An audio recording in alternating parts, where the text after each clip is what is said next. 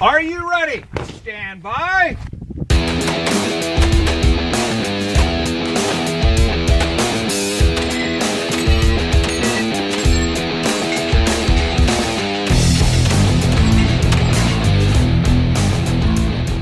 Welcome to the 3-Gun Show, your source for technique, strategy, and match recon, brought to you by Armalite Rifles, LAG Tactical, and Breda Shotguns.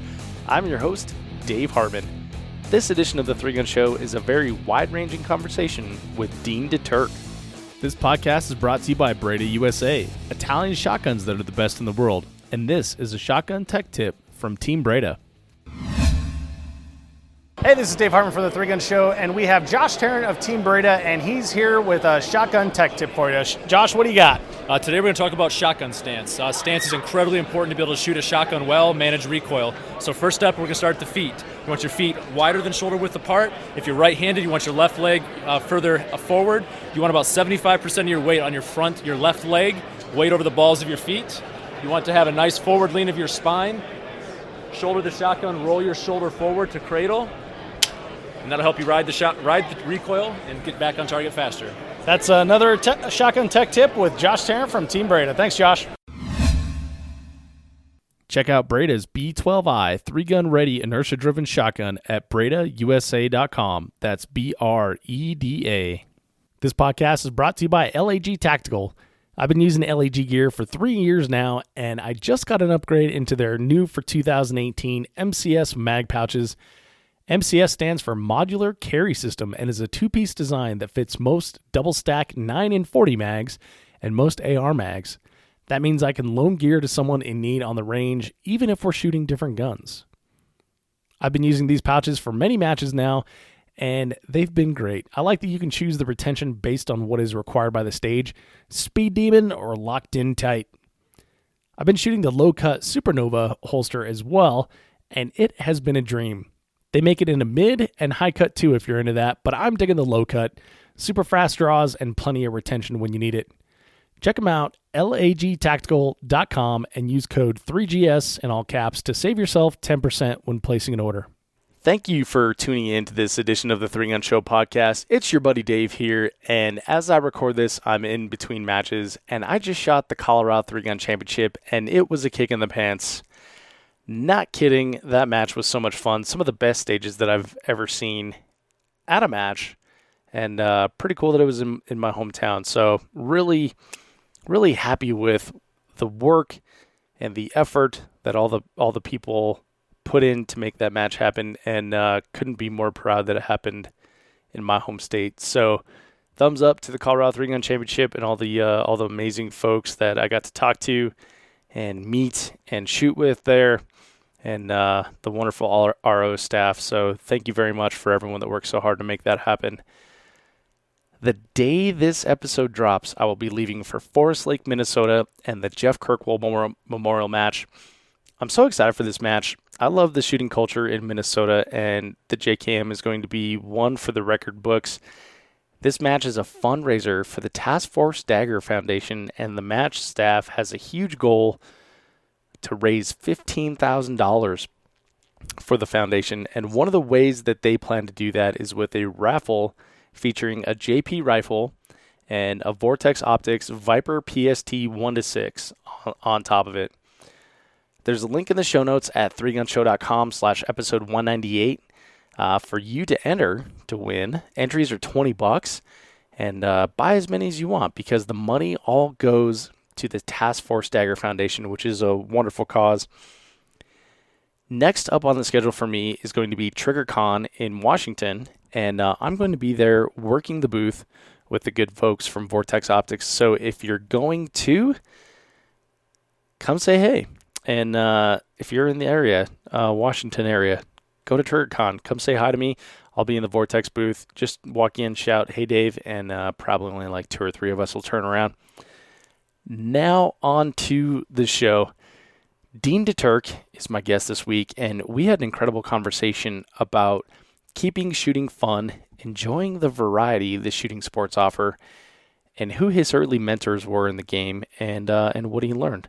Plus, I learned that Dean is a history teacher, and we talk about his passion of helping young people progress in the shooting sports. And a topic that we rarely get into on the Three Gun Show, but something that is very important to Dean and many, many of you, and that is school security. I told you it was wide-ranging, didn't I? Now enjoy this one with Dean DeTurk. Dean, welcome to the Three Gun Show. Hey, thank you. Thanks for having me. Well, I'm excited to have you, man. We met. It's been like over a year and a half ago now at a Rocky Mountain 3-gun, and we're just now getting the opportunity to connect. So the stars have aligned, and here we are. Yeah, I'm glad we could finally hook up, and I know talking to you at the Rocky Mountain, we always we had a lot to talk about, and you had a lot of interest in what's going on. So I'm glad I could finally get on.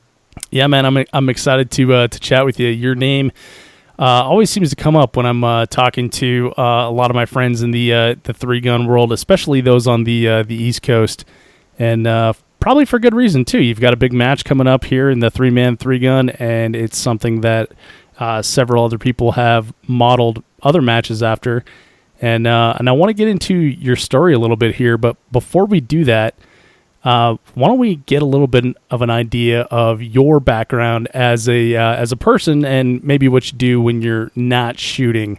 So, who's Dean DeTurk when he's not on the range? I'm actually a high school teacher. I taught history the last 19 years. No kidding. And these last 2 years, I actually switched over. Now in charge of our high school's alternative ed program. So I basically have kids that may have run into some trouble here or there, either at school, bringing stuff to school they shouldn't have, or something like that have multiple disciplinary issues. So I have those students now all day. And I pretty much teach them. They do a lot of online stuff, but I have them throughout the day and try to get them back on the right track so I can send them back into the regular ed classroom. Interesting. Well, so Dean, since I've met you in person, I've shaken your hand. I know you're a big dude. Now, are you intimidating to high school students, or how does that go? I would think so. I mean, a lot of them, I know when I talk to them, they're always like, they'll be like, "Don't mess with DeTurk," or I've heard other kids tell some kids like, "Look, don't mess with him," he'll hurt you. But I've never really had to put hands on anybody. Obviously you don't want to do that, but sure. I think there is some intimidation factor there, which is good. I mean, I want to earn the kids' respect because I give them respect and they know I'm going to treat them fairly. But, any little bit of help I can get in doing that is always good. So I guess that intimidation factor definitely helps with kids that are a little troubled or kids that are more willing to test authority. I think it helps out a little bit. Mm-hmm. Interesting. Now, do your students know what you do for fun on the weekends? Yeah, most of them do. I've had kids like come in and be like, "Hey, we saw you on YouTube or not YouTube, but online, or we saw videos of you, and man, that's crazy, So the word gets out. I mean, most of the other teachers know, and I've even had kids. I had a kid one time who kind of challenged me, and a pretty heavy duty gang member, and this was years ago, and one of the other kids took him aside and showed him some videos, and he actually came back and apologized. He's like, "Mister, I won't mess with you. I'm sorry. I apologize for being disrespectful." So I always get a kick out of that. That's always a good story to tell, that here's this kind of gang member, and one of his buddies pulled him aside and like, "Don't mess with DeTurk. Not only is he big, but he can shoot." And they showed him a video. He kind of came back with his tail between the legs the next day. But so yeah, kids know, and like I'm more in a city district, but we do have kids that hunt and stuff like that, so they know I'm interested in a lot of outdoor activities as well. I like to hunt and do a very little bit of fishing, but so we have kids that are involved in the outdoors and things like that. So we talk to them about that, just like talking about a kid about playing soccer or football or anything like that. Right. So you kind of keep it to the sporting aspect of it. Yes. Yeah. Obviously it's a touchy subject politically. Sure. And, just like I don't want anti-gun teachers promoting that in the classroom, I try to be neutral as far as promoting. I want to promote safe gun handling and, using guns appropriately, obviously not doing anything illegal. But, from a professional standpoint, I kind of have to be careful about promoting agendas in school. Right. But I think it's good. Being a teacher, there are a lot of teachers that aren't as conservative today. But even talking to a lot of them in the faculty room and stuff like that, even with some of the tragedies we've had recently, a lot of them are more open-minded than a lot of people think. And I do know teachers that, when it comes to, when they talk about arming teachers, some are obviously against it. And there's some that are, well, why does DeTurk have a gun? Right. He would be somebody that, would be safe and, protective of the other students. But, in my position, I try to be neutral. Obviously, too, it's to protect my job. I can't go in there and roll out an agenda with the students. But And I it's think not really an appropriate venue anyway, right? No, it's my job, and just like, I know the agenda comes up with, the football players and things like that. Look, at my job, I have to do my job. My job is to protest, and it's not to push an agenda. That's a professional setting for me. And that's the way a lot of people feel about, other people protesting or pushing their agenda at work. But it is good, kids do come up and ask questions, and even teachers, they'll come up, and the ones that are more open-minded, especially, and be like, well, what do you think about this? Or, what do you think about buying guns and who should have what kind of guns?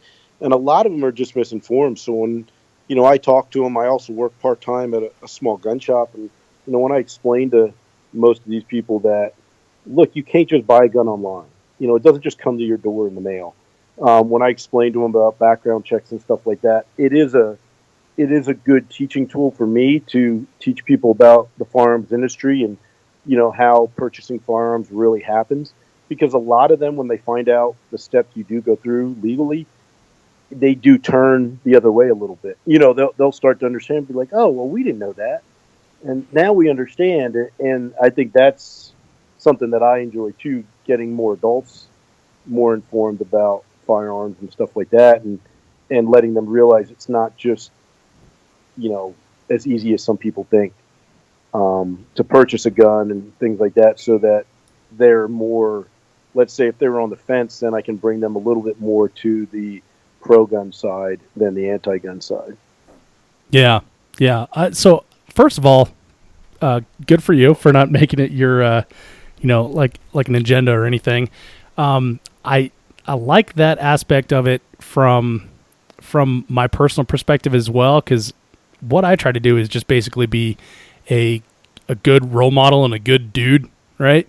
So if people go to the voting booth and they are voting on something that's pro-gun rights or anti-gun rights, they can think in their head, well, I know Dave, and Dave has a lot of guns, and he's a cool dude, so maybe not all gun owners are bad dudes, right? Right, and I think, honestly, if there's somebody is way to the left, and they're so anti-gun that they're just ridiculous, unfortunately, you can't just talk to them in a adult conversation and get them to understand the other side. Mm-hmm. And I think that's the unfortunate thing about it. But there are a lot of people that are on the fence when you explain to them and you're open to them and honest to them. And like you said, they understand that, hey, man, this guy's a normal guy. He's not crazy. He's not, like ridiculous in his beliefs. And he explained this to me, and maybe I was on the fence. So they may not run out and buy a gun, and they may not go build an AR in their basement, but they're going to be a lot more open to, like you said, when they do go to the polls, understanding, not judging a candidate just based on one or two issues like that. Mm-hmm. Now, do you find yourself like being the subject matter expert in the faculty lounge or with administrators or anything like that? Yeah, pretty much. They talk to me about stuff, and anytime issues come up, people usually talk to me about it. And, even the joke is with our local police. Look, if anything happens, get to DeTurk's room and give him a rifle. Now, whether that really happens or not, but, even local law enforcement, me being in the building, they know that sometimes backup's a long way away. Now, legality of that is probably never happened. But, that is kind of the joke that, DeTurk's room is the safest room, even though I can't have anything on property. Right. They at least, they're at least like, well, at least go to DeTurk's room. He'll try to protect people. I like it. Yeah. It's good. So your classroom is a good place to be then. Yeah. And, I understand like, hey, block the door, do stuff, and the unfortunate circumstances are, like it's tough for people not to do anything. My thing is they're like, hey, just lock your doors. Well, if I know somebody's attacking our kids or doing something, I don't want to just wait. I don't want to just let somebody do something horrible to other people. So even if you're not prepared or you're not really adequately armed to do something, I think it's hard to just sit back and let stuff happen. And I think that's where, when it comes to arming teachers or possibly, definitely having police in school, I think that's where, the discussion has to go. I don't want to be a victim, but I don't want to sit back in my room knowing, well, they can't get in my room, but I hear somebody doing something to someone else down the hallway. That's I think that would be extremely difficult to live with. And not trying to do something, Yeah, absolutely. And that's, God, I hope for both of us we're never in that situation, but, man, I can't even imagine just sitting still and listening to bad things happen and thinking like, oh, well, our door's locked. We're fine in here, kids. Yeah, and I mean, that's something that, like you said, I hope it never happens. And, man, you don't even want to think about it. Yeah. But that is that nightmare that, knowing, man, I'm not saying, who knows what they would do in those situations. But, the worst case scenario is after something horrible happens, sitting there knowing that, man, if I just would have had something, or if I just would have had access to something, maybe I could have done something. Mm-hmm. But because I didn't, I wasn't able to do something, or I wasn't able to help. And that's something that, unfortunately, I think a lot of people think about. And it's not even just in schools, but even at workplaces. There are a lot of workplaces that don't allow people to carry.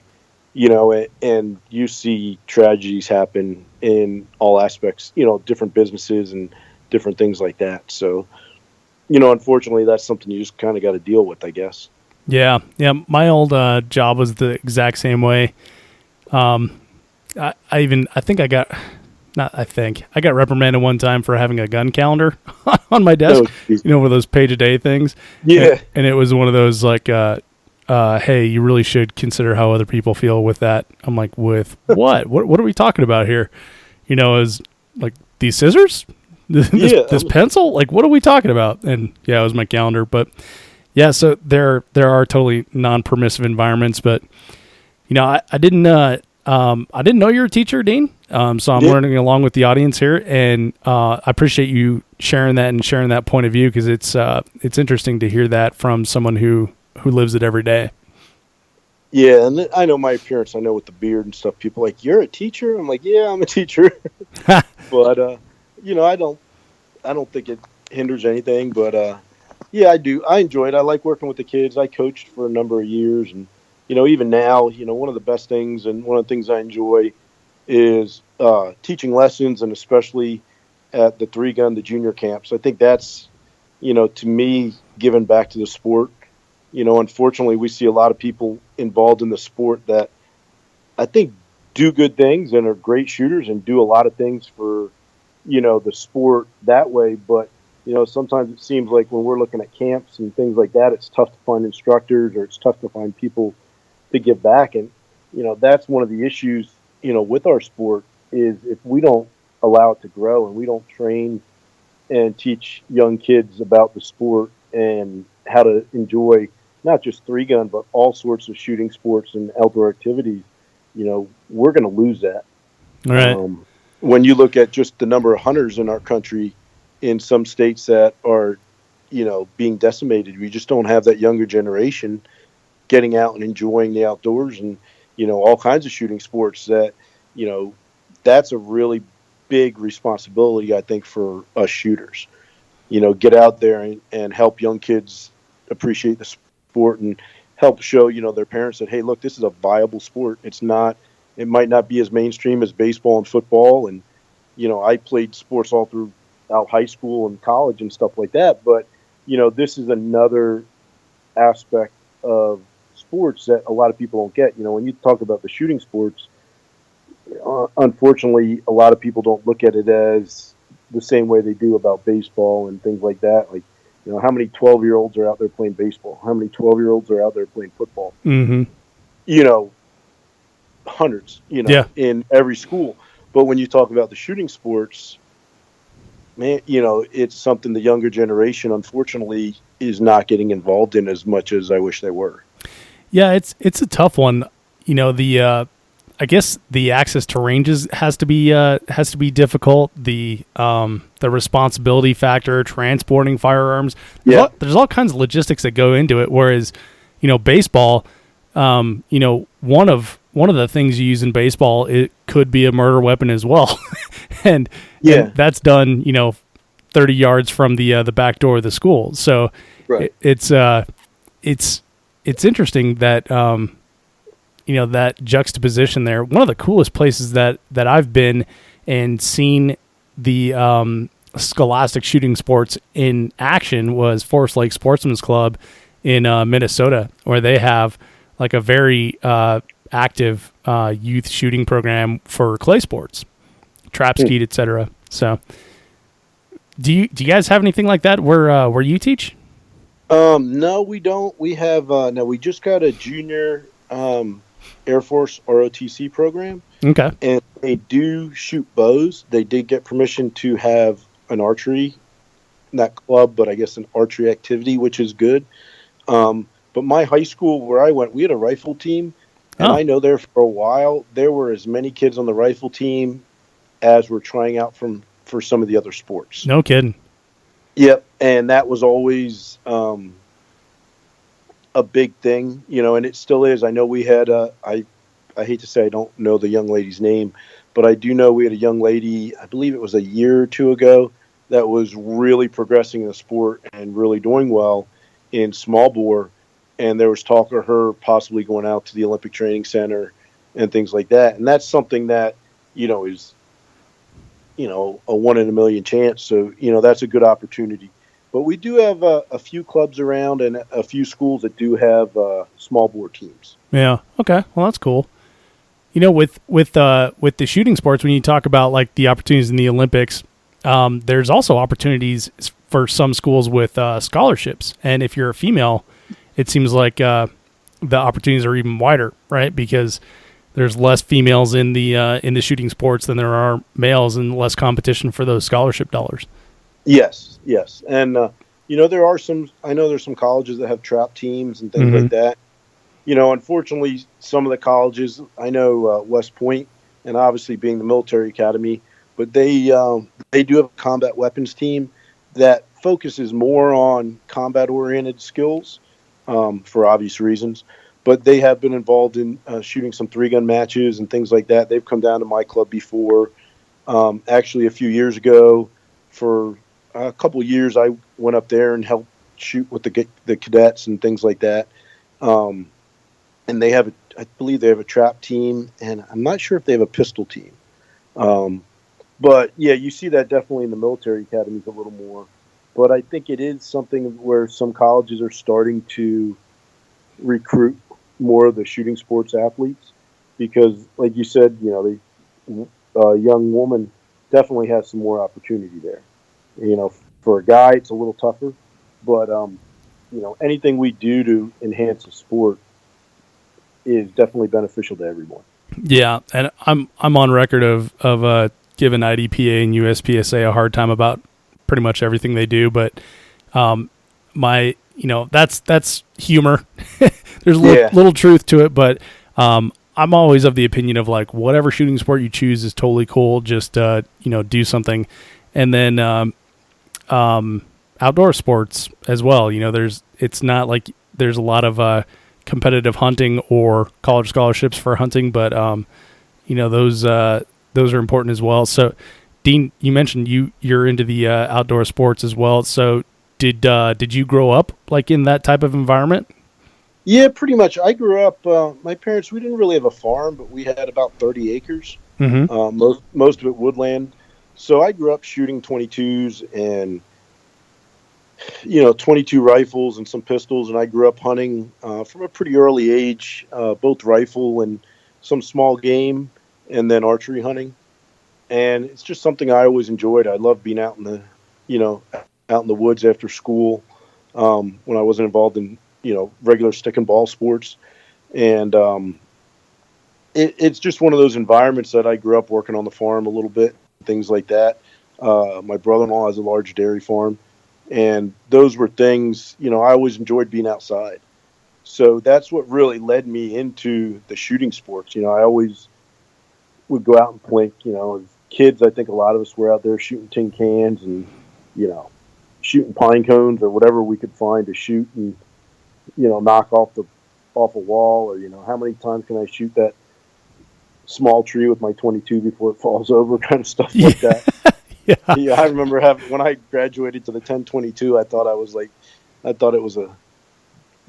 a Dylan arrow on the side of a Huey. I remember, man, this is great. I can shoot 30 rounds and not reload, But, and so I always was involved in shooting and the outdoors like that. And I think that's kind of what guided me towards 3-gun and towards some shooting sports. Mm-hmm. So when did you first discover the shooting sports that in like an organized fashion rather than like the plinking fashion? Probably it was about 14 years ago. Oh, really?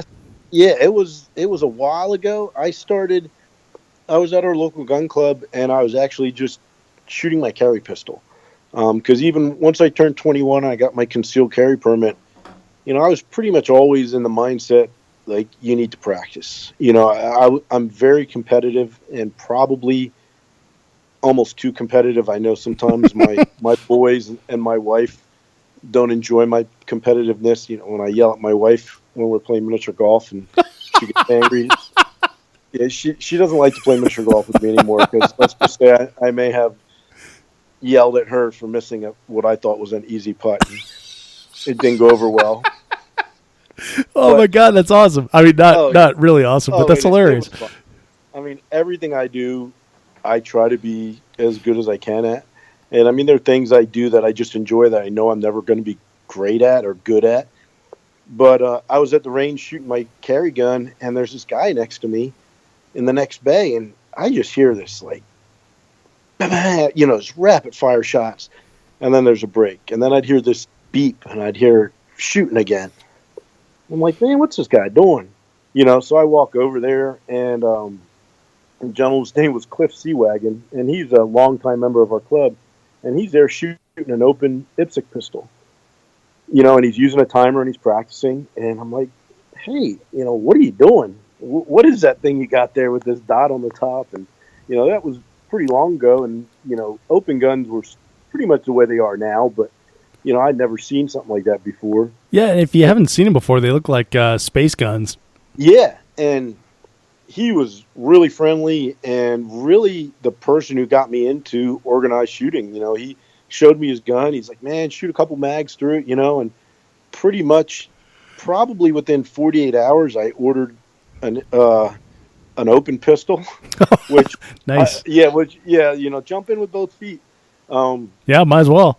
Yeah, and he really got me into the shooting sports. At the time I was racing some motocross, and quite honestly, I enjoyed it, but I wasn't very good at it. And I found I was hurting on Thursday for races from Sunday. Oh, yeah.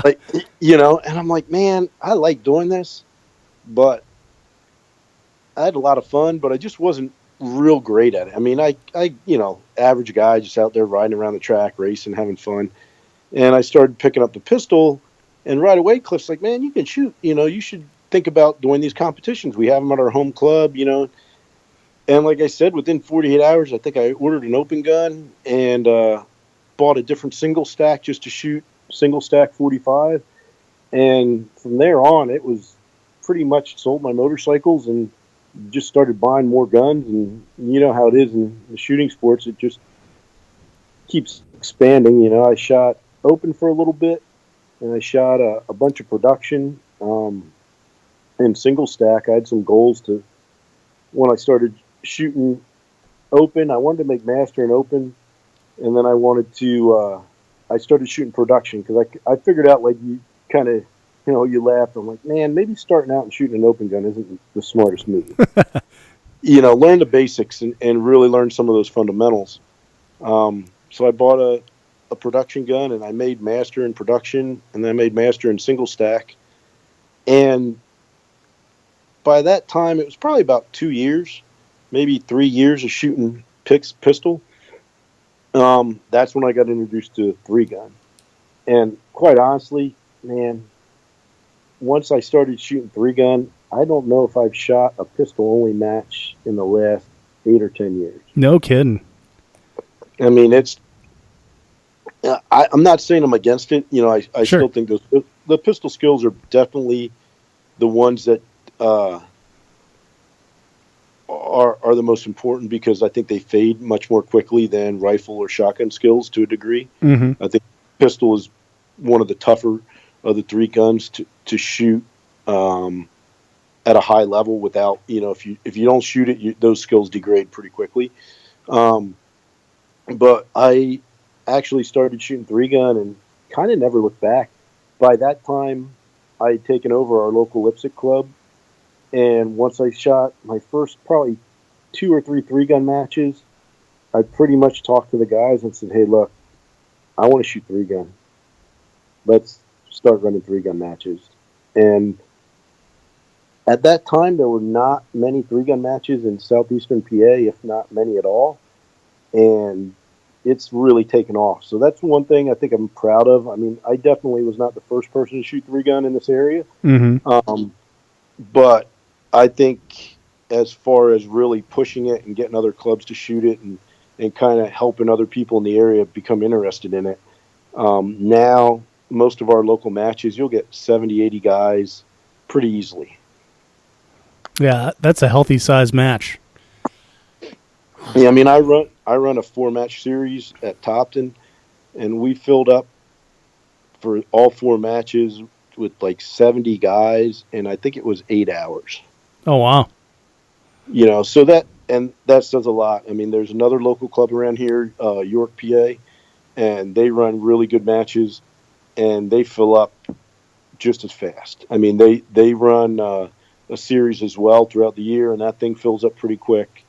And then there's a newer club on Alani, and they run some really good matches. Unfortunately, I haven't been to any yet because a lot of times it conflicts with some of my other bigger matches, but they fill up pretty quick as well.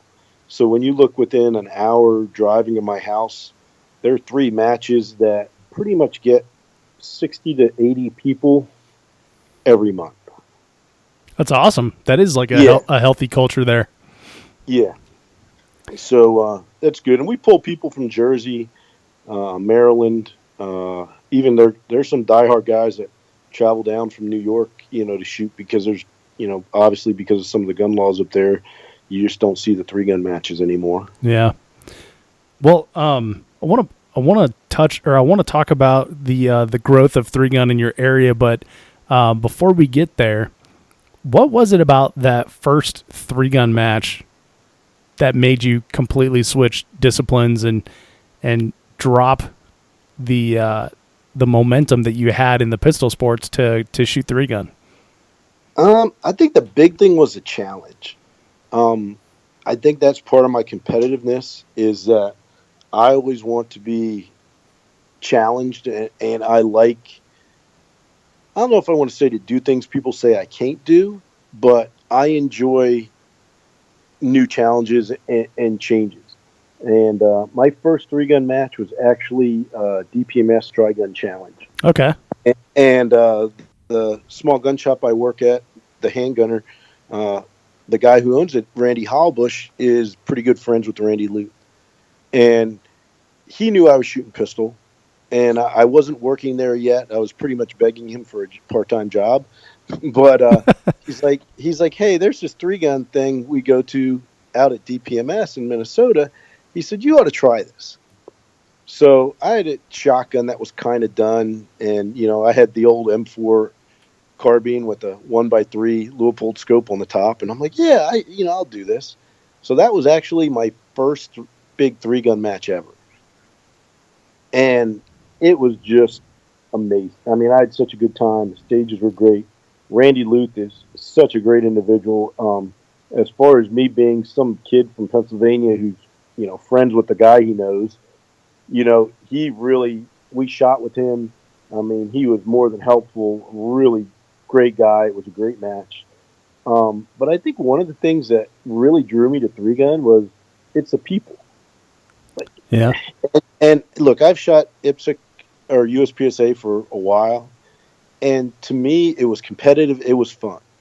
But there were a lot of people that I just felt kind of were in it for the wrong reasons. And I'm not saying everybody. I mean, there were great guys I shot with, and we had a lot of fun. But it seemed like guys were rooting against you. It was like your toe touched the line. You did this. You did. It was this like just a different environment. And the 3-gun match at DPMS, man, everybody was there to help you. It was like, man, this is your first match. Hey, you need shell holders, man. I got tons of, I got shell caddies. At that time, we were still using the old choke, strip 4 off at a time or 2 off at a time. The weekend shuffle. Oh, yeah. Oh, man. Hours in the basement practicing that. Yeah. And now it doesn't matter anymore. Nope. All that wasted time. Oh, man. But, it was – I just felt the people were much more genuine, very friendly. I mean, I've been to 3-gun matches where guys' rifles go down, their pistols go down, or, bad stuff happens to equipment, and they don't even get off the stage, and there are 3 or 4 guys there like, hey, look, you need something? I got a spare gun. You can use my gun. I got extra ammo. Don't worry about long range. You can use my ammo. It just seems like the people involved in 3-gun, especially in the beginning, and I still think it's true today, they're very competitive, but they want to win because they beat somebody heads up, not because something bad happened or because, oh, your gun broke, haha, guess what? You can't finish the match. Yeah. And I just think the caliber of people in 3-gun are the kind of people I want to be around. They're not only, good pro Second Amendment people, but they're also genuinely good people who are there to have fun and would do anything for you. I mean, I had a match where Buddy was supposed to bring my ammo and he forgot it. I wouldn't say anything Robbie Wheaton, but that it may have been Robbie. And I'm in the parking lot like an hour before the first stage. I'm like, Robbie, where's my ammo? And he's like, oh, dude, I forgot it. And I thought he was joking. I'm like, no, come on, dude, where's my ammo? He's like, no, I forgot it. I'm like, oh. And in 30 minutes, I don't know how many people, I probably had enough ammo in the back of my car to shoot that match 3 times. Oh, man. Guys like, hey, look, I got 100 rounds. I can give you 100 rounds. I can give you 50 rounds. And that's something about the sport that I think makes it fun. It's still tough. It's still competitive. And I still want to beat everybody I shoot against. But I want to beat them because their gear worked. They had enough ammo. They had, they knew how I was going to shoot a stage. They knew all that stuff. And we just shot it heads up, and whoever wins, wins. Yeah. And that's what it was about 3-gun, I think. And it was also a challenge. Like I said, definitely I think 3-gun is probably one of the tougher shooting sports just because you have to master 3 different firearms. And to me, that's a challenge, and that's what I enjoy. Yeah, it's interesting. A lot of people will spend, in the USPSA and IDPA games, they'll spend an entire lifetime trying to master not only one platform, but like one specific model of pistol, Yes. And we're out here with, 3 times the guns and trying to master each of them and maintain the skill level in the ones that we're neglecting while we're trying to master that other one. And it's a constant juggling act. Yes. And look, there's some amazing pistol shooters out there. And I've shot with and seen some of the guys winning USPSA nationals, and they definitely have a skill set that's amazing. Yeah. But to me, like you said, it's that challenge of being able to do more than just one thing. Mm-hmm. And their skill level, honestly, like, look, the some of the high level USPSA guys in a pistol match, they're probably going to kick most of the butts of the three gun guys. But that would be like saying, the guy who wins the grand trap shooting contest, he's an amazing shotgun guy, but that's all he does. He just shoots that shotgun. Mm-hmm. I started to dabble in some PRS stuff, and it's definitely a different game. I thought my rifle skills were pretty solid, and I think I'm probably an average or above average rifle shooter. But when you go into that PRS realm, I shot a match in Ohio this weekend, and I just got my butt kicked. Yeah. It's a different mindset, and it's a skill set to be successful. And that's kind of why I'm working into that now, is because I just want to be challenged. I still love shooting three gun, and I know by far I'm not like some super three gun shooter as far, let's face it, Danny and Greg and Keith and some of those guys they are the legends in the three gun world. But, I've come to a point where, man, I love shooting three gun, but now I just want to try something else. Mm-hmm.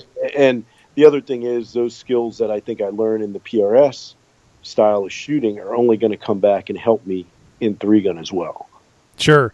Yeah, it's like going and shooting a pistol match and then coming back with renewed skill level in your three gun pistol game. Yes. Yeah. So, that's just it's a different aspect, and I think it's good. There was a time where I was having trouble shooting flying clays, like coming off poppers and stuff like that. So we went and shot sporting clays a few times, and I'll tell you what, after shooting sporting clays for a few rounds, that now when I go and I see, a toaster throwing a bird, I'm like, oh yeah, that's easy. That thing's just going straight up in the air. It's not going away from you. It's not a rabbit running across the ground. It's not, some crazy angle shot. I'm like, yeah, it doesn't worry me anymore.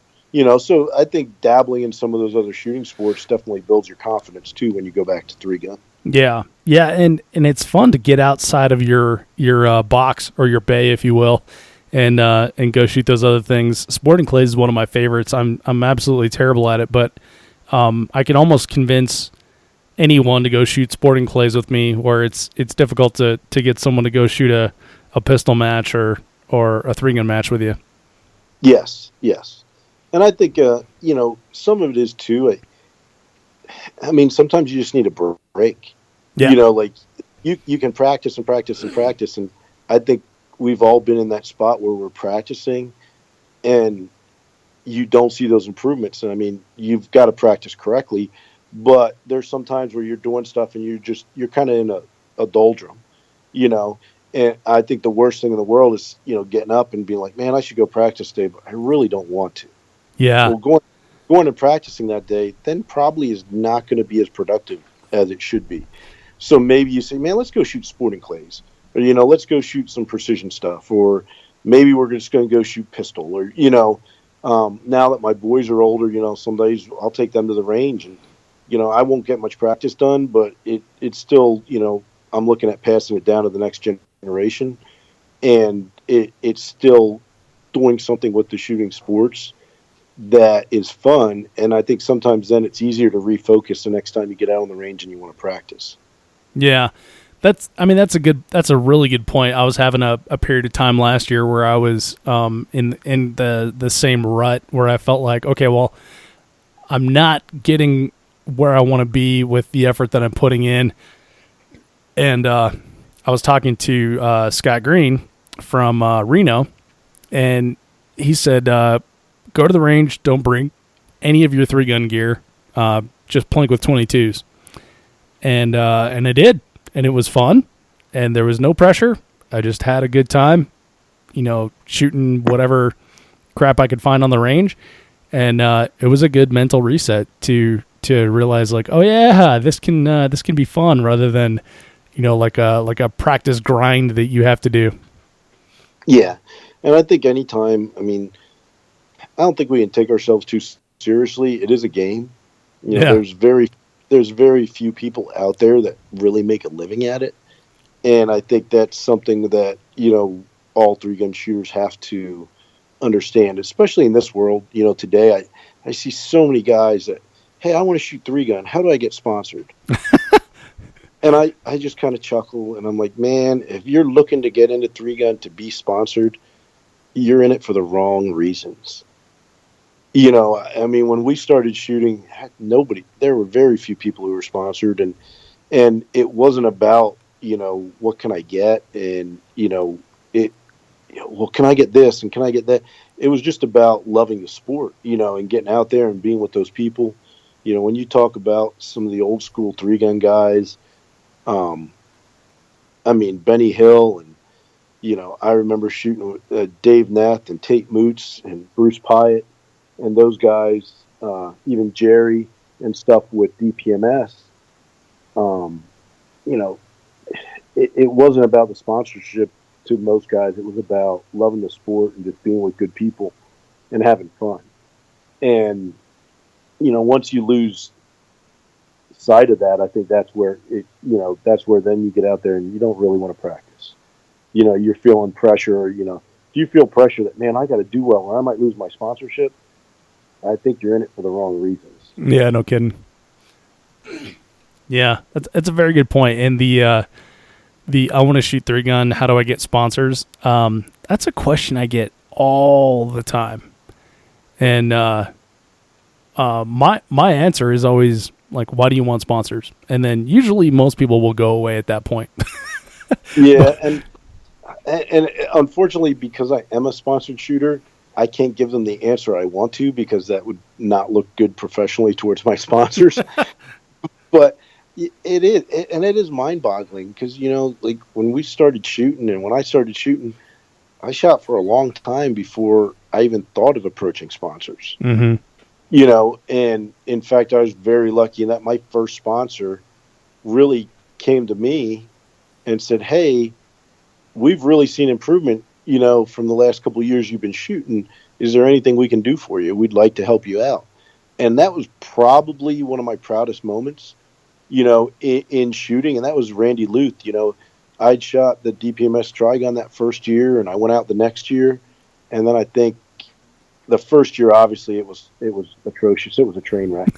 I was dropping shells. I was missing stuff. I was like running by targets. I was like, holy crap, this is hard. And then the next year I went back, and I think I was like in the 30s. I'm like, man, this is pretty good. And then I think I got like an 18th. And then that year, Randy came to me that third year out there. He's like, hey, I've seen some improvement. He said, you're shooting well. You must be practicing. And, that to me was probably one of the biggest compliments, that here's a guy who shoots with some of the best shooters in the world, owned DPMS, and had been involved in the shooting sports for a long time. And that was a big deal. To me, that was huge. That was, like riding motocross and winning the Supercross series or something like that, and, Mm-hmm. and I think, because of that, I appreciated it, and I appreciate anything my sponsors do for me. But I think today, like you said, some of these people getting involved, it's more about what can I get for free than what can I do for the people that are willing to help me. What do you think that is? Do you think that's like the social media aspect of it? Like they see us running around in, NASCAR jerseys, and they think, oh, well, I guess you have to have that to shoot 3-gun? I think so. I think some of it is. I think social media is great because it is there to help you promote. And anybody that does something for you as a shooter, obviously you want to help them out. And I look at it as an employment standpoint. Like, if you're going to sponsor me, I work for you. And I want to do whatever I can to help promote your products to other shooters. It's not always about what you get. Now, obviously, there is a point of, look, do I enjoy the things I can get from my sponsors? Of course I do. I'm not an idiot. But I started out shooting not even thinking about sponsorship. Mm-hmm. For years, you didn't even think about, man, could I get free guns? Could I get free scopes? Could I get free ammo? Could I get, I never even thought of that. And I spent a lot of money and a lot of time on my own just because I enjoyed the sport. And I think that is one of the things that annoys me the most about like people that, hey, I shot 2 or 3 matches. How do I get sponsored? If that's what you're in it for, you're not really in it for the shooting sport or because you enjoy it. And I think there's some people that, because of that social media aspect, maybe go out and shoot guns and, enjoy target shooting and just think, well, I'm just going to get a bunch of free stuff if I shoot 3 guns. How do I do it? Yeah. And that's just, it's annoying. But I also understand, I think some of it is their products of their environment. When you see all these people posting stuff online and like you said, everybody's got a jersey on, I think there is a misconception by some people that, these guys are all making a living shooting. And when we all know, everybody in the sport knows that's not really the way it works. Yeah. And I'll admit that when I started the 3-Gun Show, I thought the same thing, is that all the dudes that I saw and ladies on 3-Gun Nation were professionals, and that was how they made a living. Because here in Colorado, when I started shooting in 2011, all up until I started the show, I was surrounded by people wearing T-shirts. We didn't have the jersey culture out here. Yeah. And even now, you go to a match and there's probably 8 dudes out of 60 that are wearing a jersey. And so I just assumed naively that those people are full-time shooter somehow. Like, I guess I didn't even do the napkin math of like how that made sense or anything. But so I can totally understand it because I thought the exact same thing. But it's interesting now to be, one of those people that people are asking for advice and trying to convince them, like, no, you shouldn't seek sponsorship first. You should seek to have fun. Yeah. And I think the other thing that, I don't know if it spoils it, but I think there are a lot of people out there that may not necessarily be sponsored by a company, but want to wear a jersey. So they just put on it what they use. And coming from when I did race motocross and I worked in a shop that had some sponsored guys and something, like, I understand that that's the worst thing you can do. Because, one, if somebody is looking to sponsor you and they see you already have a sponsor on a jersey, they probably are not going to approach you. Right. There's a good possibility they won't approach you. But the other thing is like, I'm all for, and even before I had any sponsors, if I used something and it was great and I was talking to a new shooter or something, I definitely would promote that to them. I'd say, hey, man, this is the kind of sight I use, or hey, this is the ammo I'm using now, or this is, the magazine, these are the magazines I'm using, things like that, handguards, stuff like that. But I wasn't going to put their name on my jersey if they're not a sponsor, because that's not what sponsorship is about. In a way, then, if I had, I don't know, it's hard to kind of put other, but like I've seen guys walk around and I'm like, hey, I didn't know, when I shot for Lancer Systems for a number of years. And I'd see a guy with Lancer on their jersey. I'm like, oh man, how you doing? I didn't know you shot. Oh, I don't. I just like their products. And I'm like, well, that's not the way this is supposed to work. You're not supposed to just put a jersey, you're not supposed to just put a company's name on your shirt. And, I know some sponsors that I have now that, they don't like that either, because if that person isn't representing that company in a professional manner, it can actually hurt their brand. If you have a company on your shirt and you act like a knucklehead, companies can get hurt by that. Absolutely. I've seen people throw tantrums and do stupid things on the range, and they have a jersey on. And honestly, there have been times where I've been like, man, you know what? If that's the type of person that company wants to promote, they're probably not one that's going to get my business. Honestly, I've thought that exact same thing. Like connecting that that company to that person, and thinking like 100% of the things that this person does, that company is okay with.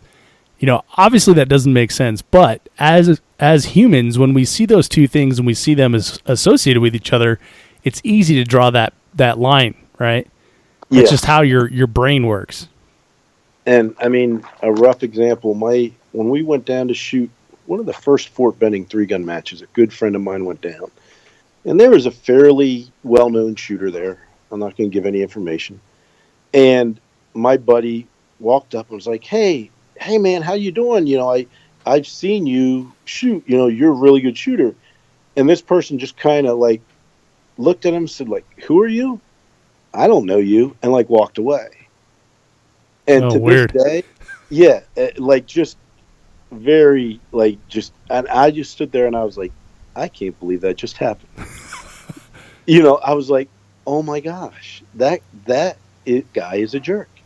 And to this day, there are a few sponsors that individual has at that time that I will not buy a product from because I'm just like pretty stubborn about that.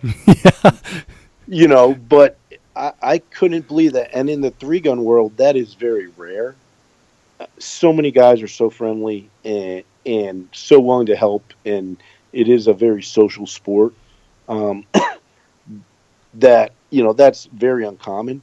But to this day, there's some companies that person is sponsored by that I just will refuse to buy a product from because I'm like, man, that was just uncalled for. Yeah. Well, and then there's the opposite direction, right? Which is the people that are standouts, the people that are good examples of people we like to see in 3-gun. Then you see who's on their jersey, and those are the people you want to support. So I think it can go both ways, and we always hope it goes the latter there. But Dean, let's switch up a little bit here while we're on this. Being a good steward for the sport. You talked about getting 3-gun into your local area, in your local club, and how you've been able to see that grow over the years. Let's discuss that. What was it like to get that first 3-gun match at your local club? Did you meet any sort of resistance or anything? I did a little bit. Now, luckily for me, I took over the USPSA matches at our local club, and I kind of just bullied 3-gun in. I was like, hey, look, I'm tired of shooting this pistol stuff. We're going to start shooting 3-gun. And we started shooting like 1 or 2 matches a year, and we got more popular. And then I was like, you know what? We're going to shoot 3 or 4 matches a year, And then I think it was about the second or third year, a good friend of mine, Matt Nagel, has always been like my assistant match director and always been there helping set up and things like that. And he definitely had the 3-gun bug as well. And we looked at each other one day after tearing down a pistol match, and I'm like, this is the last damn pistol match I'm shooting. Like, we're shooting all 3-gun next year. And he's like, I'm in. And by that time, we had a pretty good following. And so, honestly, we just kind of bullied it in. I will say, unfortunately, one of the deciding factors is I had run the Area 8 multi-gun championship one year. And I went to run it the next year, and I had to send in my stages to get approved. And a couple of the stages got rejected because, of course, with USPSA, you have too many shots from one position. You can't do this. You can't do that. And I said, look, I have a very limited bay to use for 3-gun. Our club has some very good facility, but, like anything, it was built long before 3-gun was popular. So we have some narrow bays where you can't do a whole lot. Mm-hmm. And they said, well, we're not going to approve this. You can't run this as an area match if you use these stages. And then I sat back and I'm like, well, if I don't run it as a USPSA match, I don't have to send you money either. And I can turn all that money back into the club, and we can buy more targets, and we can buy more props. And I ran the match, and like a week or two later, I get an email from somebody at USPSA. Hey, did you ever redo those stages? Isn't that match coming up? I said, oh no, we ran that match. It was really successful. We just ran it as the a 3-gun championship in the area. We didn't run it as USPSA. And by the way, next year we're not renewing our USPSA membership. We're just going to run 3-gun. Oh, wow. And it was never got an email reply from that. Nobody ever got back to me. But That seems like an opportunity lost on their part. yeah, and the USPSA is I think they're a well-run, pretty well-organized organization. I'm not trying to bash them, but I think just for a long time they were kind of behind the curve when it came to multi-gun and 3-gun type things. I feel like they still are. Yeah, I do too, and I know they have their rules for a reason. And look, I've been criticized at my own club because, we don't have a per se this Bible of rules we use. I run a lot of our stuff on 3-Gun Nation rules, but then I'll have some changes for points and things like that, which are always pretty clear. Like it's in the stage description, like, hey, look, these misses are this much. We run a lot of time plus. And I'm a big fan of you have to hit a target. So it's, we run a lot of 10-second misses. Look, if you miss a piece of steel, it's 10 seconds. If you miss a pitch target, it's 10 seconds. Because I think you should be punished if you don't hit the target. Right. But our basic safety rules and things like that are run like just hundreds of other clubs across the country. But yeah, I think USPSA is hesitant, and I think some of that is because of that pistol mindset that they've really built their basis on. I know a local USPSA club that was very, very hesitant to allow PPC to shoot, or PCC. And we all know PCC is really gaining in popularity. Yeah, hugely. Hugely. And let's face it, to me, I think that's one of the ideal opportunities to bring youth into the sport because it's an easier platform to shoot than a pistol. If you just shoot PCC, it's only one thing to learn. So you're not trying to teach a young kid coming into the sport, oh, here's shotgun, here's pistol, here's rifle. And I think a young kid who's trained properly can see success. And I'm not saying they're going to win matches, but they can successfully shoot a match with a PCC fairly easily. Right. And let's face it, kids need to see success. If you send a kid out to shoot their first pistol match only, even if you train them and they're fairly good, they're probably going to get hammered pretty hard. Mm-hmm. They're going to make a lot of mistakes. They're going to miss. But with the PCC, I had my two boys shot one of their first matches with PCC the other year, and they both had a great time. They both beat a bunch of guys, and it's not like they're out there practicing a whole lot, but it's a fairly easy platform. And this club was very hesitant to shoot PCC, and I know what it was. It was because some of their shooters were afraid that I'm a top-level open shooter, and now somebody's going to come in, and I usually win matches, and now somebody's going to beat me with a PCC. That is so weird. Like, how fragile does your ego have to be to think, like, oh, if I'm beat by a D-level pistol shooter because he's holding a PCC, I'm less of a person. Right.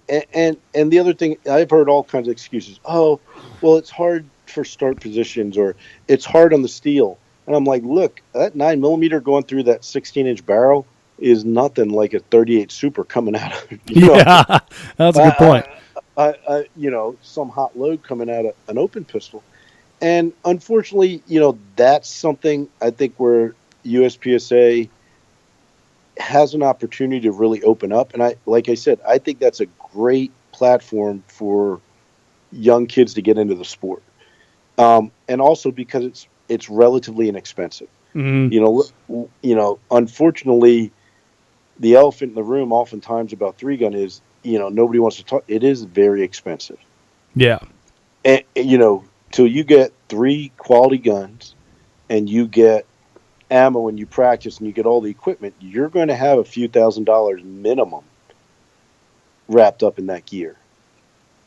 Where you can go out today and buy a decent PCC for $800-900, put a dot on it, and buy a couple magazines, and you can be in the sport.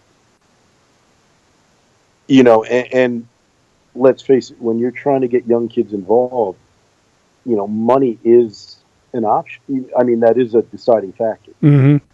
Well, and with the PCC, like you've got the the satisfying thump of the 9mm hitting steel, and you can do that at pistol distances, right? You've got a red dot on top. You don't have to worry about the sighting plane. You just put that little red dot where the target is and pull the trigger. It's very simple. And then the other thing that I like about PCC, coming from having assisted with several youth classes over the years, is long guns are easy to control if people start to get out of hand. As a safety officer, you can grab a long gun way easier than you can grab a pistol. Yeah, and I think a good safety officer, and I think good ROs, and there are a lot of guys out there that are very good ROs. Let's face it, we all know, and I think I've had a lot of experience as an RO. I can tell when someone's going to DQ. Like, I can almost see it coming. And with a long gun, it's a little easier to see, and you can almost start yelling muzzle before they get close. Yeah. You know what I mean? Like, sometimes now the faster guys, unfortunately, when they DQ, it generally is something, a really bad mistake, and they do it too quickly. But when you talk about new shooters, controlling that muzzle, or you can kind of see them starting to turn to shoot that target they ran past. And with the rifle, you can start yelling, and most of the time you can prevent from having to DQ them. Mm-hmm. But with that pistol, yeah, like you said, if they trip and fall, or if they can turn that muzzle so quickly that, then you want to send somebody home. And, that's the last thing as an RO I want to do, especially to a new shooter. I mean, if they break the rules, they got to go. Safety has to be the highest priority. Right. But that's the last thing you want to do. I hate DQing people. I had to DQ a guy, I think it was last year at a match, and the guy went to the match director at York, went to Howard, and was like, I DQ'd. And he's like, okay, who was ROing you? And he goes, Dean. And this was probably a good compliment from Howard. He's like, Dean, they DQ'd you. You're DQ'd. He's like, you really, like, we have that 180 rule, and I always tell guys, look, I probably have a 185. Like, I have to be able to stop you, and I have to definitely see from a vantage point where I am that you did break the 180. Uh-huh. I'm obviously I'm a safe RO, and if you break the rules, I'm going to stop you. But I'm not one of those guys who's like, well, you were right on the line, and I just wanted to stop. Yeah. You got to do it. You got to break the rules. And tie goes to the shooter. Yeah, the tie goes to the shooter. And Howard's like, if Dean DQ'd you, you broke the 180. And the guy's like, oh, okay, But, yeah, definitely with the long gun, it's easier, especially for a junior, to control. And like you said, it's easier to shoot. And I think to get people to see success when they start out with something, that's only going to enhance their interest in the sport. Mm-hmm. A perfect example, I teach a lot of lessons. And I get a lot of people coming in the gun shop just wanting a basic pistol class. And a lot of times it's a husband and wife. And if I had $1 for every time I pulled out the AR and let the wife shoot the AR, and at first where she's like, oh my gosh, that's one of those guns, or that's one of those black guns, or that's an assault rifle, And I'm like, look, just shoot it. And after they shoot a few rounds, they see how easy it is to be successful. And they realize that it's just a gun, just like any other gun. But they can hit things very easily. Let's face it, an AR is a very simple platform to use. Yep. They're accurate and they're easy to shoot. And all of a sudden, I've had multiple times, I've had the wife then tell the husband, we need to get one of these. I like shooting this. This is fun. And that's what we need, not just the gun industry and not just the shooting sports, but I mean, that's something that also breaks down a lot of those, anti-gun beliefs, or, that, well, I don't mind a pistol, but I don't want an assault rifle. That's such an antiquated way to think. Yeah. Yeah, and the PCC is like the perfect platform, right? Because it is a scary looking AR-15 generally, and it's also super easy to shoot. There's not a ton of recoil, although we like to claim that there's way more recoil than our 3-gun rifles, and and most times it sounds like they have suppressors on them compared to the 3-gun rifles that we usually shoot. Yeah, and so I think that's something really good coming into the sport. And like I said, for kids, let's face it, there are a lot of young kids out there too that really struggle with the shotgun. 1, because of weight and length, and 2, because of recoil. Yeah. And if you can get a kid to shoot PCC, sometimes you can cut out some of the shotgun work.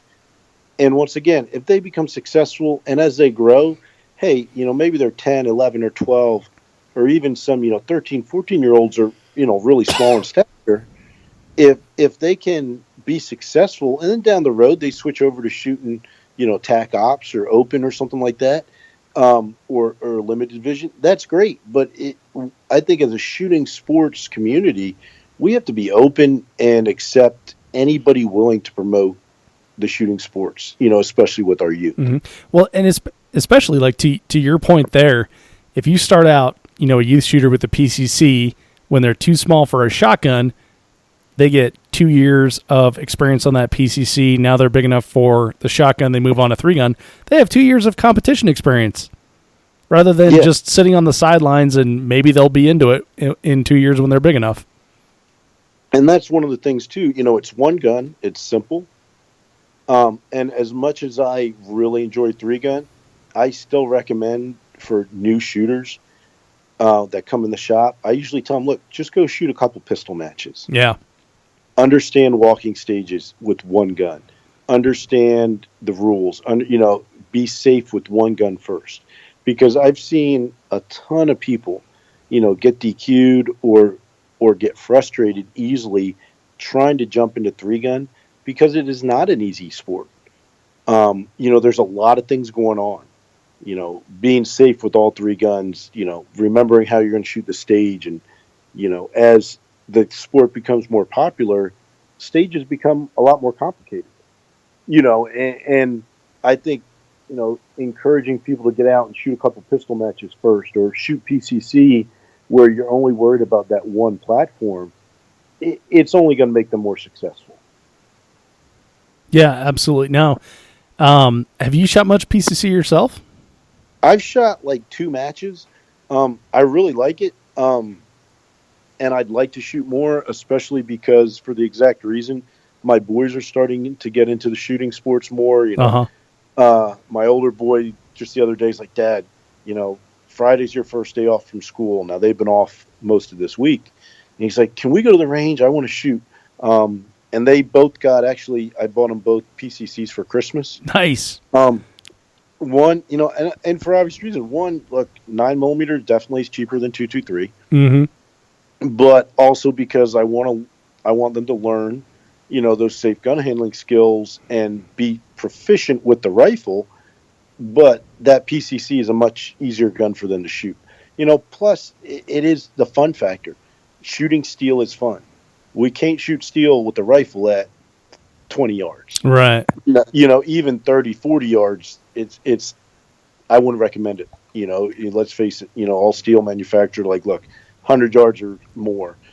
Now, we've all shot steel at 50 yards at matches. But there is something about hearing that bullet hit that piece of steel or seeing that piece of steel get knocked off a base. And when we go out and shoot with those PCCs, that's something they enjoy.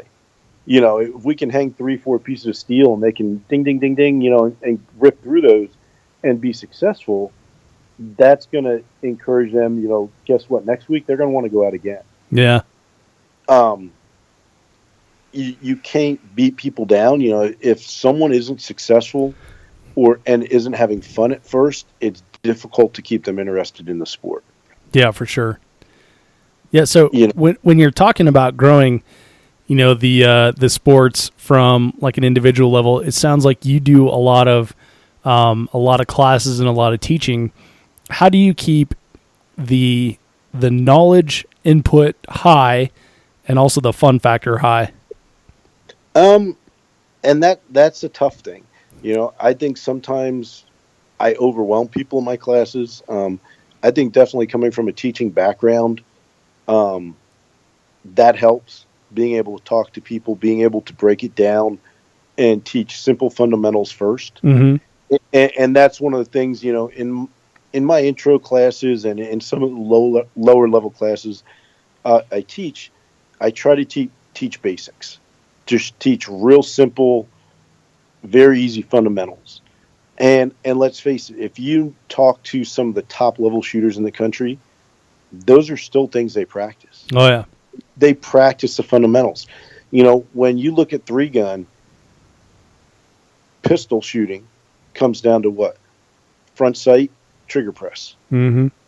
Sideline, shotgun, same rifles, very similar things. Load the shotgun, dump the guns efficiently and on safe, muzzle control, target transitions. Those are all basic fundamentals, and it's just getting quicker and more efficient at those fundamentals that are going to make you a better shooter. And to make it fun, a lot of times we'll try to turn it into little competitions, and it's not competing against necessarily other shooters, but it's competing against yourself. And one of the things I like to do whenever we teach a fundamental or we start a new skill set, let's say we're going to work on something with a shotgun, is I'll have a problem or scenario, and I'll have them shoot it, and I'll say, look, shoot this the way you want to shoot it. If we're going to do a loading drill or we're going to do shooting, a popper and that activates a flying bird and then another popper in the bird, I'll have them shoot it one way. And then we'll practice a particular skill set that I want them to work on. And we'll practice a few times, and then we'll have them do it again at the end. And most of the time, they see that improvement. And I think one of the things with any type of training is if you want it to be effective, you have to see some sort of improvement. You have to see a tangible difference from what you did before, and then you put in your time, and then what you do after. And I think that's what will keep, that's what makes it fun. Because let's face it, we all want to win. We all want to do well. And if you train and train and train and you don't get any better, pretty soon people are going to lose interest and they're not going to want to train. Yeah. So what do you do with someone if they're at that point where it's like, man, I'm just not having any breakthroughs. I'm kind of at a training plateau. How do you help them through that? Generally, I'll look at what is the specific issue. Like where is your weakness, and what I'll try to then break down is work on that individual weakness. And there's a lot of little things within 3-gun that I think a lot of people don't realize. Gun transitions, I think, are crucial. When you think about dumping a gun, a long gun, or dumping a pistol, when you watch the top shooters do that, they do it the same way every time. They do it very quickly and very efficiently. Mm-hmm. And let's face it, there are arrays that we may shoot that you take the top 30 guys, and that one array, those top 30 guys might shoot that array all within a second or 2 seconds of each other. Yep. But 2 or 3 guys are going to do their gun transitions flawlessly every time, and they're going to beat everybody else by a second or a second and a half just on that gun transition. And a lot of times that's something people don't look at. And in 3-gun, I mean, everything is a game of seconds or half seconds. And what that means to me is, look, if you want to be at the top of your game and you look at the guys winning matches, a second, 2, 3 seconds on a stage is a lifetime. And it seems crazy, but, Danny and Greg and those guys who are always battling for those top spots, 2 or 3 seconds is a difference between a match winner or second place. And what I try to tell all the people I instruct in this and the kids is, look, you might not be competing for that top spot, but the group of people you're competing against, that 1 or 2 seconds is going to mean just as much to gain a spot on them as it does for the guys winning the match. That's true. and to keep your head in the game, that's what you have to think about. But yeah, if someone's in a stagnant spot, sometimes too, the thing is practice something else. Practice, are you missing targets? Then you need to slow down. Are you, one of the things with the way 3-gun is scored, honestly, when it's 2 on paper and it's 2 anywhere, if I see a new shooter and like they're shooting, 2 shots within an inch of each other in the middle of the target, you hate to say this, but I usually start to tell them, look, you need to shoot faster. Mm-hmm. Because if it's 2 anywhere and you're shooting 2 A's on top of each other in the middle, as a new shooter, you're probably shooting too slow. Right. You hate to burn that mentality, but, the guys that are going fast, look, if they have an A and a C on every target, that counts. If you have an A and a D on every target, that counts. The same as those 2 A's. And, so sometimes what I'll do is I'll take a look at them and say, hey, look, how are you shooting this? You're shooting very nice, tight groups in the center of every target, but that's not what's needed to go fast. Not here. So you got to push yourself a little bit. I think, that the gun transition thing is a huge part. And I also think, as the sport gets tougher, you also got to look at your physical condition. A lot of matches are really physical. Rocky Mountain, the match where I first met you. If you go to Rocky Mountain, you can be the greatest shooter in the country. If you're not in good physical shape, that match will shoot you up and spit you out. And that's another part of training and conditioning that I think as better and better shooters evolve in the sport, that means just as much to a degree as shooting ability. Mm-hmm. When you work with juniors at like the junior camps that you instruct at, do you prescribe like any sort of like physical fitness regimen to them? We haven't done too much in the past. We'll talk about it a little bit about staying in shape and eating right. I think eating right and things like that, especially match day, is definitely something that's overlooked. Mm-hmm. Let's face, a lot of our matches, you start shooting at 7:30, 8 o'clock in the morning, and you might not get done till 4:30 in the afternoon. If you don't eat a good breakfast and you don't have a snack or you don't eat something in the middle of the day, your body is not going to perform like it would if you're getting the proper amount of nutrition and especially hydration. Yeah. And that's something that I think some people overlook as well. And I've been guilty of that myself. I used to not like to eat a whole lot on match day. And I started finding out, especially as I got a little older, unfortunately, that, man, at the end of the day, I'd be like, man, I'm dragging. I thought, I got to eat more. So now, I make sure I try to drink a bottle of water at every stage. I'll take protein bars or a sandwich or some kind of a banana or something fairly healthy to eat a couple times throughout the day. And I've definitely found that, at the end of the day, I'm not as tired. I don't feel as fatigued. And it's not only the physicality of that, but I think it's the mental mistakes people make. If you're fatigued and you're tired or you're really hot and you're kind of dehydrated, that's when you also make mental mistakes. Oh, yeah. And just like the physical part of the sport, the mental part is huge. If you can't go with your game plan, or if you are trying to stay focused, and let's say you screw up a reload or you get something out of order, if you fall apart mentally because you're fatigued, that's going to really have a negative impact on your stage.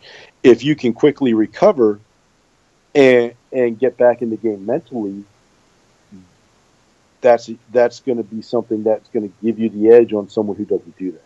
Yeah. And the physical part's there too. Physical, you can be drained physically, you can be drained mentally. So if you're not getting good nutrition, if you're not in decent physical shape, those are things that are going to affect your shooting. Yeah, it's amazing how much like hydration has an effect on your mental game. Yeah. I just this last weekend I shot a club match and I went out on Friday to help set it up. and both days were 95 to 100 degrees. And the first day, I definitely did not have enough water. Tried to power through it in the evening, drink a bunch of water and stuff. But by the second day, like, I was already done for. And when I got to our last stage of the day, I had a rifle malfunction, which I never have, and I had to mortar the thing. And then that was at the beginning of the stage, and then it was just a train wreck after that, Dean. Like, I couldn't get it together after that. Yeah, and that's with the junior shooters and new shooters, I try to tell them, look, mentally you got to stick to your plan. Even if you get a jam and you got to do a reload, if you were going to do another reload at a certain spot, yeah, but now you think, well, I just did a reload, it doesn't matter. Do that reload. Stick to your plan. And that's one of those things also about being prepared. I see a lot of guys go out on the range and, well, I just need this much ammo. Look, I may be a pack mule, but I'm going to carry extra. I'm going to carry at least one or two more mags than I think I need. Yeah. I'm going to carry extra shot shells, because if something bad does happen, and all of a sudden now in the back of your mind, you're thinking, oh, I had to do that reload. I'm out of mags. I got to count these rounds and I got to shoot every round out of these last two mags or I'm going to run out of ammo. That's going to have a drastic impact on how fast you shoot, and you're going to be thinking about something else.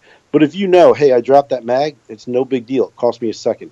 I have plenty of ammo to finish the stage. That's something that is going to allow you to stay in that game mentally. It's not going to be a distraction. I've seen guys, come out of a van or come out of off a barricade or do something and knock shock shells off, their carriers or something, and all of a sudden be worrying about trying to pick them up. Well, if I know I have an extra, 12 pack on my belt, guess what? I can drop a couple, and I'm not too worried about it. Yeah. And I think that's something for the newer shooters. Sometimes shooters look at me and they're like, well, new shooter. I'm like, look, you need at least 5 or 6 pistol mags. Well, we're never going to have 100 round. I said, no, you're not going to have 100 round stage. But if you need 3 mags, I'm going to carry 4 or 5. And the other aspect is the same in the same realm is, look, if you have a jam with the mag 2 stages in a row, you don't want to use that mag. You want to be able to mark it, throw it in the bag, and know you have plenty of ammo still to shoot the rest of the match in your other magazines, and not be concerned about using something that's faulty, because that has an impact on you mentally as well. Yeah. Plus, like you said, dropping a mag or going to war on a target, and now you're behind. Yeah, there's all kinds of compelling reasons to carry more ammo. Yep, it's much more, I believe, a mental game than a lot of people believe. Especially new people coming in. I've seen some guys that are really good shooters, and probably above average shooters for an entry level guy, but mentally they don't have what it takes, and that can be punishing on an individual, especially their ego. I've seen some guys that shoot really fast, and they come in and they just think, man, I'm gonna blaze this down, but mentally they start to fall apart, and then they don't understand why. Man, I watched that guy shoot, and he was kind of slow, but he kicked my butt. Well, he didn't miss. He stayed with his game plan, and he followed through with his stage plan, and that sometimes is where you see the difference between somebody who's going to do well and somebody who's going to falter. Mm-hmm. Yeah, I've seen several people like that over the years where you watch them shoot, like maybe in practice or on like one stage, and like they're just freaking killing it. But over the course of a match, they just, I don't know, like you said, the mental game seems to fall apart, and you're able to eke by them, just by maintaining that steady pace. Yeah, and that's a big part of it. I know one of the guys Randy Hallbush, the guy who took me to DPMS for the first time, one of the best pieces of advice he gave me, and unfortunately I don't always listen, is don't beat anybody else. Make them beat you. Don't worry about beating anybody. Make them beat you. Just be consistent. Don't worry about how fast they shot the stage. You shoot the stage to your best of your ability. Make them beat you. And if you do that, you can be successful. And that's one of my things. I think I'm a very consistent shooter. I am probably not going to roll in and blaze a whole bunch of stages, but I'm very steady. I've shot a bunch of big matches clean, like no penalties, and they're guys that'll be, man, I crushed you on that stage, okay, but down the road you're probably gonna crash and burn, and I think three gun is very much about consistency. Yeah, it's very much a marathon game, Yep. I've seen guys that are amazing pistol shooters blow through pistol stages and be, man, I kicked your butt. Okay. And then you go to long range or something and they can't hit a target. Right. Or the next stage they try to go really fast and, well, yeah, you went really fast, but you had 3 misses. And where I may not shoot every stage blazing fast, but I try to be as consistent as possible. One of the things I know Greg Jordan's big thing is don't miss. He's 1 for 1. And Danny's very much the same way. And you watch those top shooters, they go very fast, obviously, but very rarely do they miss. And that's through hours of practice and obviously a great deal of dedication to the sport. And that's something I think a lot of young shooters and people that are getting into the sport, they just want to go fast. They see, some of the better shooters blazing through a stage, and they're like, I can shoot that fast. Well, anybody can shoot fast, but it's very difficult to shoot fast and hit. It's very true. And those guys, one of the things they'll tell you is go 1 for 1. Doesn't matter how fast you shoot it. If you go 1 for 1, you're probably going to be successful. It's cheaper that way too. Oh yeah, there's a big learning curve. I've had a lot of people, when they ask for classes or they, even going to some other classes, people are like, well, that's a lot of money. If I spend $100 or $150 for a class, I'm like, but the things you will learn from experienced shooters is going to save you a lot of money in the long run. Oh, totally. And in all honesty, most shooters, one of the things I enjoy is helping others and teaching other people about the shooting sports. And I think some of the best times I've had is when we're squatted with, some inexperienced shooters and you get to help them. And, you're telling them a stage plan or you see their stage plan. You're like, you tap them on the shoulder, like, look, you don't want to do that. Just do this, come over here, and they do it and they're successful. And they're like, man, I never thought of that. Or, I appreciate you telling us that because, I was going to shoot it a different way. And that to me is probably one of the most rewarding things about being in the shooting sports is helping, new shooters and seeing young kids that you've trained or you've, seen grow up and become successful. Absolutely. Yeah. It really does keep the tradition alive and the culture of 3-gun healthy when you can, reach down and pull someone up to the same level that you're at or even ahead of you. Yeah. I like it. Well, Dean, last topic I want to talk about here is your 3-man 3-gun. This is a very famous match, and there's been a lot of people that have done tribute matches as well. In their own local areas, and the team match is like a format that people seem to love, and it's something I really enjoy. I have a great time doing it. Where did the idea for the team match come from? It actually came from York. There's a local club, a York Isaac Walton League around here, and they ran a team match probably 6 years ago or so, and that was the first team match we shot. And it was a lot of fun. And I mean, we just had a ball. We're like, man, this is so much fun. You're shooting together with your buddies instead of competing against all of them. You got your 2 other men or your 2 other women you're shooting with, and stage designs could be changed, and it just changed the whole concept. And it was a really successful platform. We all had a great time. And I'm like, man, I want to run one of these. And I just wanted to, I don't know if I want to say take it to the next level, but we wanted to do something big. And I ran the first match I ran. It was a zombie match. And honestly, the reason we ran it is I wasn't sure how successful it would be. And at the time, the zombie stuff was real big and popular. And I said, well, I'll use these zombie targets, and I'll pull in a whole bunch of shooters that maybe would be normally scared or not as interested in shooting 3-gun, but because it's this zombie theme, I probably can get them to come and shoot it. And it worked. We had a blast. I mean, the worst thing in the world, though, was my ROs really hated me because they were black and gray zombie targets. And if you've been an RO long enough, you know finding a 223 hole on a black and gray zombie target is not the easiest thing to do. And my ROs were like, if you ever use those targets again, we will not come back. It was difficult to see hits. But and then from there, it just really took off. I mean, this last match, I believe we filled up almost 90 teams. I had the match full in about 7 or 8 hours. So we'll have well over 330 people. And we've shot 8 stages in one day.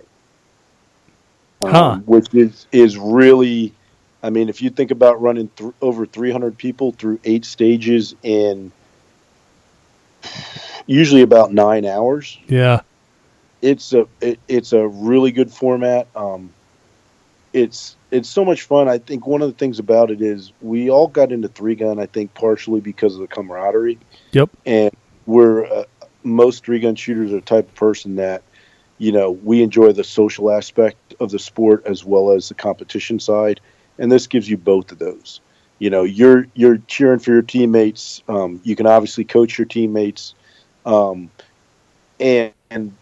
it's just a different, you know, it's so different than the individualized side of the sport that we all see that I think it's so much fun. You know, a lot of people laugh. I mean, we have a good time.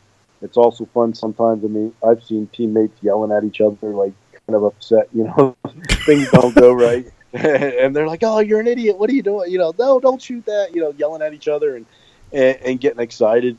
But I think at the end of the day, it's always been about having a good time as a 3-man match. And I think that's one of the things that makes it successful is that the teammates have a good time. Because, you know, doing anything by yourself is fun. But when you're doing it with some of your best friends, it's only going to be a much better time. Yeah, no kidding. Well, that's the truth about anything in life, really. Yeah. And go ahead. Oh, well, I was going to ask, what is what's like the key to winning a team match? Like, you've seen a lot of people shoot these matches over the year.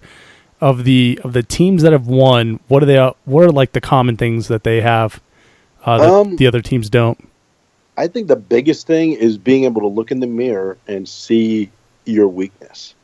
Let's face it, a lot of guys that shoot 3-gun and a lot of guys involved in the shoot sports kind of type A personalities, right? You know, and the big thing with the team match is you've got to be able to say to your buddy, "You're a better pistol shooter than me. You need to shoot the pistol." Mm-hmm. Man, I'm not a great shotgun guy. You load the shotgun like a champ. You need to shoot the shotgun. You know, and your buddy's got to be able to say, "Guess what? You shoot the rifle better than me. I want you to shoot the rifle on this stage." And I think that's one of the things that is going to leads to success. You know, those top teams, and we're talking about teams that have some stacked talent. Now, I'm not talking, you know, Danny and Joel and those guys shooting together. I mean, if you say who's the best pistol shooter, who's the best, you know, let's face it, sometimes that's tough. Yeah. You know, if you just get your average team together, most of the time it's pretty easy to say, "Hey, you're a better pistol shooter than me," or, you know, but for those guys to admit it is still just as equally as hard. And I think coordination, you know, getting a team that works well together and can communicate is also pretty important. I've seen teams that have very good shooting talent, but they don't communicate with each other. They don't work well as a unit, falter pretty heavily. You know, when you're yelling at your friend or you're, you know, not getting along because, hey, somebody missed a target and, you know, they did something wrong, so you're yelling at them, that next stage you're probably not going to shoot as well. You know, so that communication and, you know, even being able to pick your buddy up and say, instead of saying, "Man, you're a jerk, you just cost us 10 seconds," say, "Hey, it's no big deal. We're going to pick it up in the next stage. and that attitude about, building people up instead of trying to break them down, I think is what makes the teams successful. Right. So self-awareness, humility, coordination. Yep. And that communication, being able to communicate with each other, and, because we do allow coaching, and only positive coaching. I even allow, like, if the person is on your team and somebody's going to run by a target, I don't care who yells, hey, you missed it, but there's no negative coaching. Okay. And that's, if you yell, hey, you missed that target, and they didn't miss it, you're going to get penalized. That's unsportsmanlike conduct. But because some of the way the stages are, maybe your two teammates are already around a burn. And if you're doing something and somebody else is going to be positive and say, hey, you missed that target, or, do something, you missed that, or, hey, don't go back there. And, sometimes you have to do a physical task or something like that. I allow any type of coaching, but it has to be positive. And I think that goes back to why we all shoot, because, we enjoy hanging out with each other, and we enjoy that camaraderie. So if you're going to be a jerk and yell at somebody and try to cause them time, I'm going to punish you. Or I'll probably DQ them, in all honesty, because that's not what it's about. Yeah, no kidding. Well, I like that. Well, Dean, you've 14 years in the shooting sports. You've got a lot of time in it now. Where do you see the sport of three-gun headed? I hope, and I think I kind of see it going back to some of its roots as far as it being fun. I mean, sponsorship and supporting the companies that support the sport are very, very important. And that's something I think every shooter has to believe in, is that you support the companies that support the sport.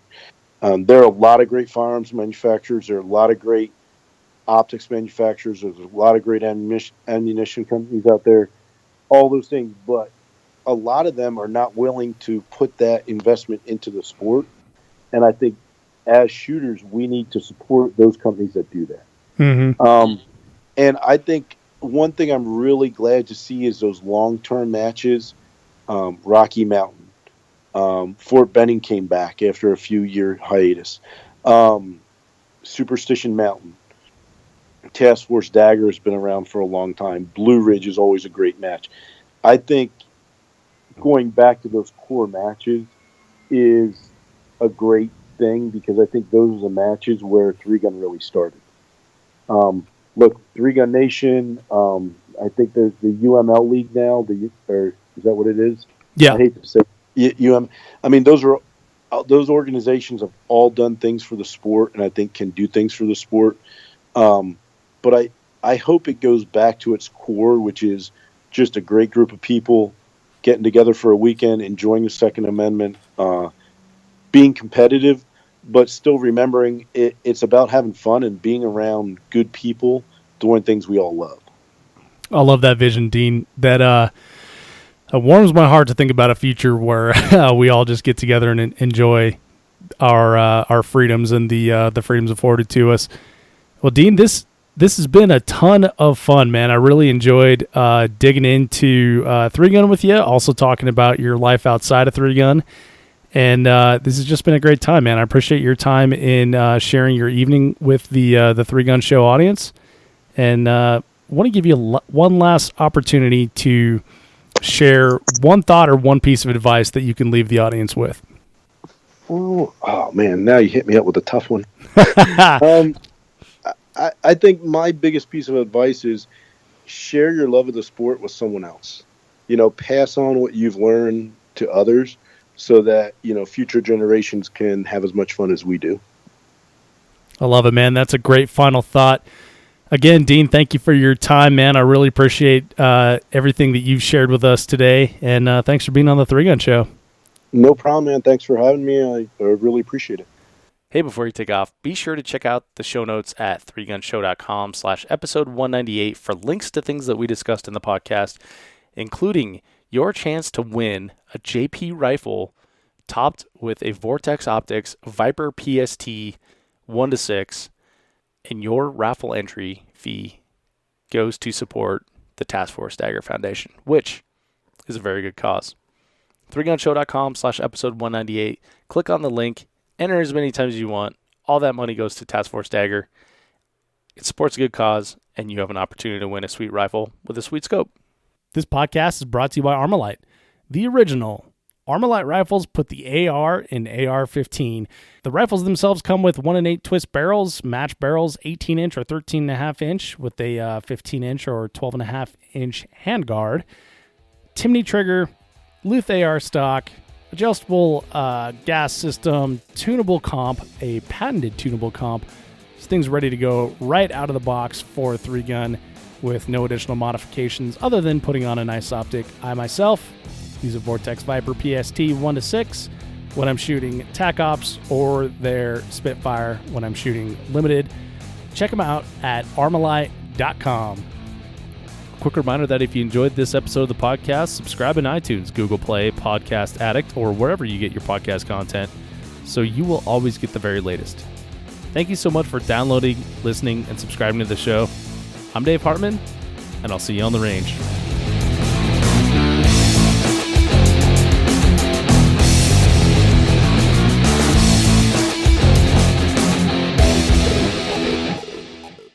If you are finished, unload, show clear.